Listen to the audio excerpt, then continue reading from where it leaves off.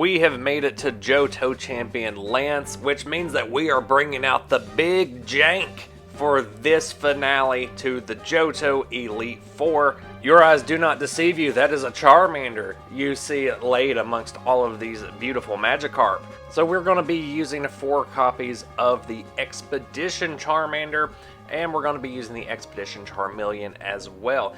The reason for that is just because I like their attacks better, which will become more relevant later in the video, but 3 copies of Charmeleon, and we're also going to be running 3 copies of the Legendary Collection Charizard, the reprinted one from base set. I promised you jank, I'm going to deliver on some powerful jank for this theme deck format. Charizard is not great, even in theme deck formats, but you forget that we have Boost Energy.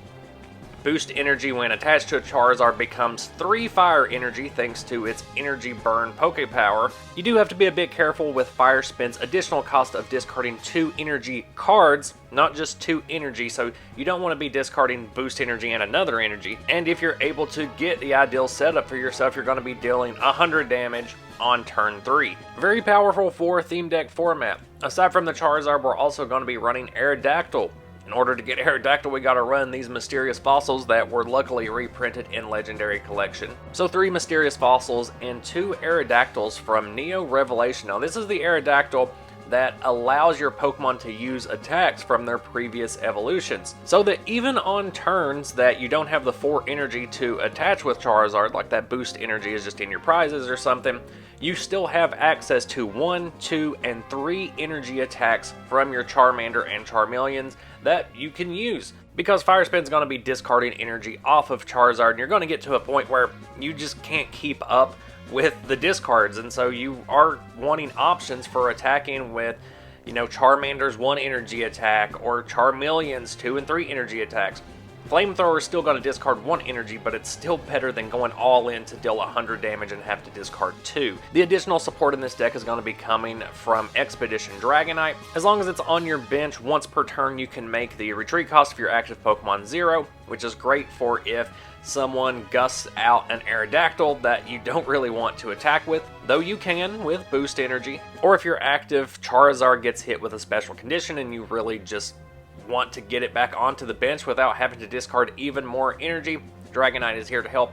You will notice there's a bit of contradictory information here. With Boost Energy attached to a Pokemon, that Pokemon can no longer retreat, but if it's Charizard, like I said, you're going to be discarding so much energy. The Boost Energy is going to get discarded eventually just for some attack cost, if not from your opponent's own energy removal. And so at that point you will be able to use Dragonite's power to free retreat it back to the bench. You just have to remain mindful of where your boost energies are before you try to utilize Dragonite to retreat your active Pokemon. There's 1 copy of Town Volunteers in here just to recycle some of that energy back into your deck, if not some of your evolution cards if you need to do so. If that still seems a bit too risky, you can include another copy just to have another resource for getting those fire energy back into your deck. The draw and search power in this deck is going to be coming from 4 copies of Pokemon Fan Club, 3 copies of Copycat, and 4 copies of Bill's Teleporter. A risky card, but it's go big or go home. This is the Champions deck.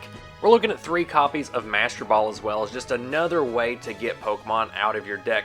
Just because this is a pretty Pokemon heavy deck, and it does, you know, almost require you to have certain Pokemon on the bench, because that Charizard can get stranded very easily if you don't have the Aerodactyl in play to help utilize the Charmander and Charmeleon attacks.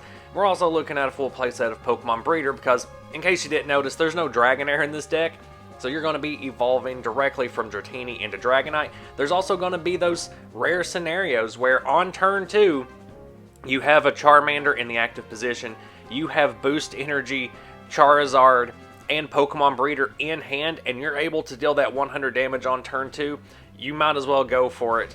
That is, like I said, going to be a rare scenario, but it can happen, and that's why there's 4 copies of Pokemon Breeder in here, so that it's more likely to happen. 4 copies of Double Gust to combo a little bit off of Dragonite, and basically just use it as a full-blown gust of wind, to where you get your opponent to pull something off of the bench, and then, you know, you yank a Charizard back to the bench. Give whatever your new active is free retreat with Dragonite, pull it back to the bench, get that Charizard right back out into the active position.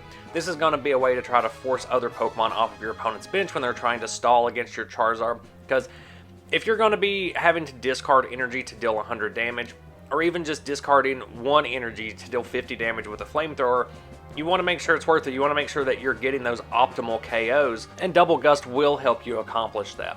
Aside from that, we've got 4 copies of Recycle Energy. When a Recycle Energy is attached to a Charizard, it's also going to be a Fire Energy, so it works great as a card that you're discarding for any of these attack costs because it's going to come straight back to your hand. The Boost Energy we've already been talking a ton about. I don't think I need to further explain why there's a full playset of those in here. And the rest of the deck's going to be filled out with pure Fire Energy. Because Charizard is the core of this deck, you ideally want to start the game with a Charmander in the active position with an energy card attached. From there, you can start firing off any number of strategies to either evolve up into Charmeleon or straight into Charizard and start dealing a ton of damage, which is insane for a theme deck format, so I thought it would be fitting for Lance, the champion of the Johto Elite Four. One downside to this deck is that you may end up taking a lot of mulligans because there's only 6 basic Pokemon in this deck. Mysterious Fossil does not count as a basic Pokemon when it's in your hand, it's a trainer. So you may have to take quite a few mulligans, but the odds are you're going to be starting with a Charmander whenever you finally do get a basic in your hand. From there, it's just use all of the draw and search power at your disposal to get the rest of your setup, get a Dragonite in play, get an Aerodactyl in play, get your energy attached, and just attack, attack, attack with that Charizard. Because it is also going to be very important to keep those Charizards alive so that you can keep attacking, they are the core of this deck. Goldberry may be another important addition to this deck. Maybe adding in 2 or 3 of these and squeezing out some of the other trainers that you feel aren't as important. Adding in some more utility special energy is also a great choice just because anytime you attach these to a Charizard, it's going to become a fire energy, so why not use more of these colorless utility energies to accomplish, different things that you need in order for the deck to function more fluidly. I didn't go too hard on them because at the end of the day, this is still a theme deck and I don't want it to be so overly powered that it isn't even fun to play against with a Morty or a Karen deck. As for Lance's Gold, Silver, Crystal team, we've already used pretty much everything on there except for the Gyarados, so let's go ahead and look at what types of alternative options we have here. Both available Gyarados are good, it's just their energy requirements are a bit high. You can add them to this deck. You can just take out all the fire energy, replace them with water energy. When you attach them to Charizard, they're still going to be fire energy, so it doesn't really matter. And Gyarados is another Pokemon that can greatly benefit from Aerodactyl's power, dealing a ton of damage with Magikarp's 1 energy flail attack. I did test a little bit with both of these Gyarados. I liked the Legendary Collection one a little bit better just because 3 energy, 50 damage, pretty great for a theme deck, especially since you can utilize Aerodactyl for it. Get one of those flail Magikarps under it and deal just a ton of damage. You can deal 90 damage for 1 energy. But I thought that was a little too overpowered for a theme deck, and I chose to just focus more on Charizard as the core for Lance's deck. There's only one alternative Aerodactyl, and it's not very good, especially in a theme deck format where you're not going to be running into a lot of Pokebodies. Dark Dragonite is another solid option here just because it can utilize Boost Energy, which synergizes a bit with the deck, and it's another Pokemon search tool. The only thing I don't like about it is that it puts the basic Pokemon directly onto your bench, which is not always going to be ideal. If you're playing with Gyarados, that means you're having to put a 30 HP Magikarp down. It means that you're having to just place a couple of Charmanders if you're playing with the version that we just went over, because you can't get Mysterious Fossil with this power. Plus, it's a little redundant with Pokemon Fan Club already being in the deck, and you don't want a breeder straight from Dratini into Dark Dragonite. Ideally, you want to play the Dark Dragonair and use its power, and then on turn 3 evolve up into Dark Dragonite, utilize its power, so it does take up more room in the deck as well. Both of the alternative Charizards for Neo on are great in their own individual ways.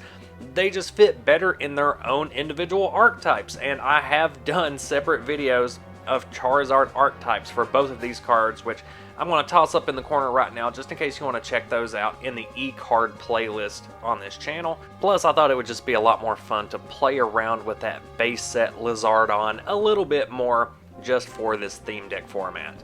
And that is the Champion Lance theme deck.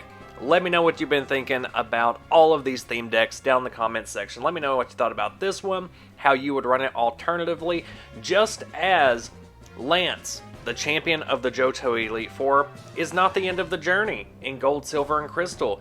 Beyond Lance is Kanto and the gym leaders of Kanto. So you know we're not stopping here. We're going to keep moving. We're going all the way through. After a short break on the channel, Kanto Gym Leader theme decks for Neo-On are dropping, so stay tuned for those. Please like, comment, share. These are all things that help the channel just to get more eyeballs on the content that I'm putting out there. Helps me create even more content. Thank you so much for watching today. Social media links are down in the description. I'll see you next video.